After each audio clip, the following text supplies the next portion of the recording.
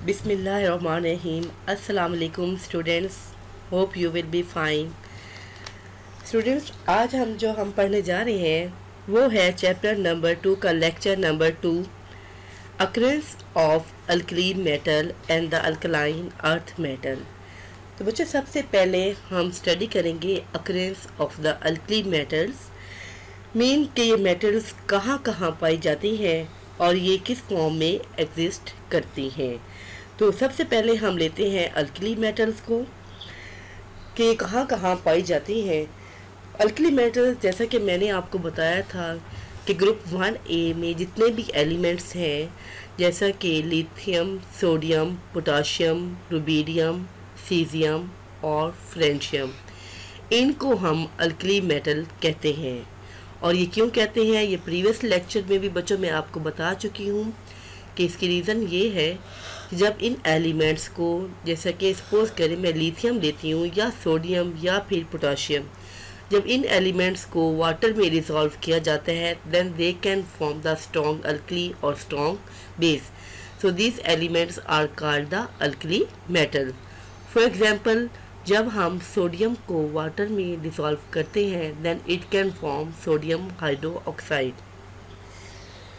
तो स्टूडेंट, सबसे पहले हम अल्किल मेटल्स को स्टडी करते हैं। अल्कली मेटल, जो कि आपको पता है, बहुत ज़्यादा रिएक्टिव होती हैं और ये कंबाइंड फॉर्म में एग्जिस्ट करती हैं। कंबाइंड फॉर्म मीन कि ये कंपाउंड की फॉर्म में एग्जिस्ट करती हैं, ये नेचर में फ्री फॉर्म में एग्जिस्ट नहीं करती, just due to its reactivity. और अल्कली मेटल ये ज़्यादातर अर्थ क्रस्ट की फॉर्म में पाई जाती हैं और ये फ्री फॉर्म में नेचर में एग्जिस्ट नहीं करती। तो बच्चों, अब हम स्टडी करेंगे वन बाय वन सेपरेटली। अब हम स्टडी करेंगे इन एलिमेंट्स को। तो सबसे पहले हम लेते हैं lithium. Lithium usually deposit in the form of the complex minerals which are widely scattered over the earth.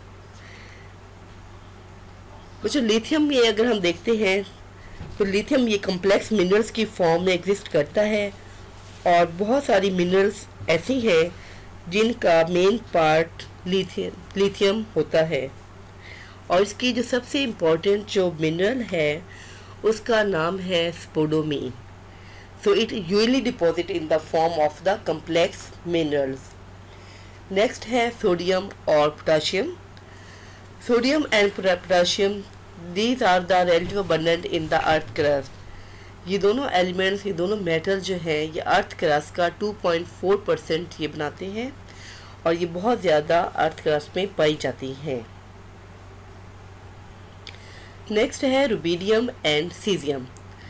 Small amount of rubidium and caesium are found in potassium salt deposit. Rubidium and caesium जो है ये भी salt की form में या earth crust में पाई जाती हैं और ये बहुत ही कम अमाउंट में होती हैं। नेक्स्ट है francium. Francium has not been found in the nature.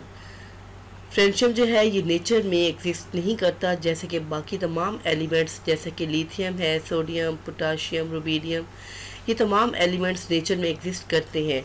But francium जो है ये नेचर में एग्जिस्ट नहीं करता, ये आर्टिफिशियली प्रिपेयर्ड इसको लैब में किया जाता है। और इसकी इम्पोर्टेंस ये है कि ये रेडियो एक्टिव एलिमेंट होता है और हाईली अनस्टेबल होता है और इसके बारे में बहुत ही कम हम जानते हैं। So francium has not been found in the nature, it has been prepared artificially in the laboratory and is very unstable. ये बहुत ज़्यादा अनस्टेबल होता है, ये ब्रेक हो जाता है। इसकी रीज़न यही है क्योंकि ये रेडियो एक्टिव एलिमेंट है and it can emit the radiation, so that a very little is known about this metal. तो ये था बच्चों all about of the occurrence of the alkali metal। अब हम चलते हैं occurrence of the alkaline earth metal।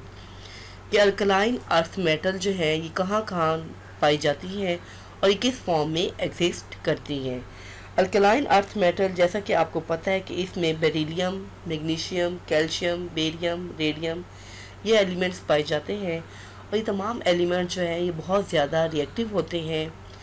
और reactive होने की इसकी यही रीज़न है क्योंकि इनके वैलेंस शेल में 2 इलेक्ट्रॉन्स होते हैं और ये मेटल्स अपने दोनों इलेक्ट्रॉन्स को लूज़ कर देती हैं और लूज़ करके ये स्टेबल हो जाती हैं।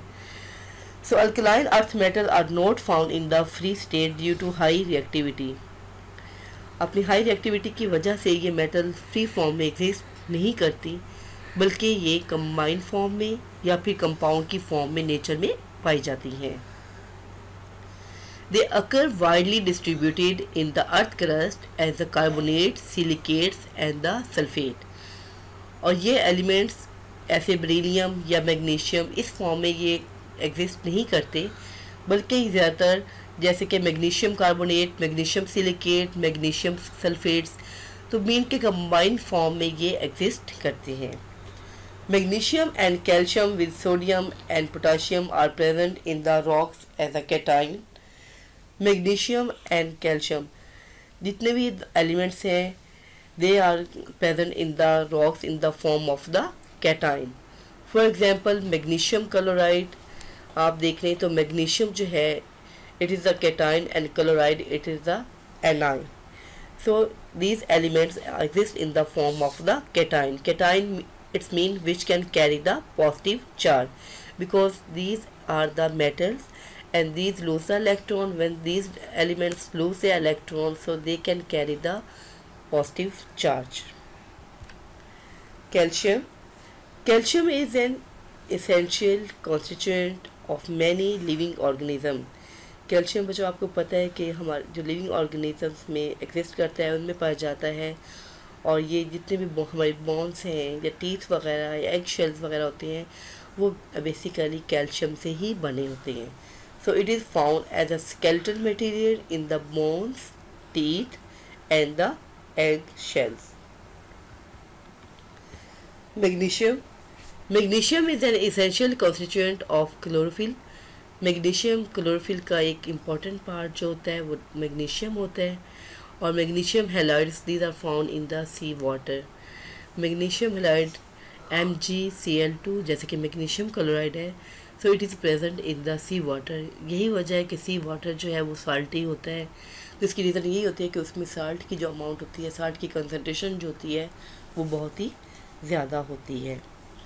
Radium it is a rare element. Rare element mean ये बहुत कम एग्जिस्ट करता है। इसकी रीज़न भी यही है क्योंकि ये रेडियो एक्टिव एलिमेंट होता है, हाईली अनस्टेबल होता है, और इसके बारे में हमें और इंटरेस्टिंग बात ये होता है कि बस ये रेडियो एक्टिव है and it can emit the radiation.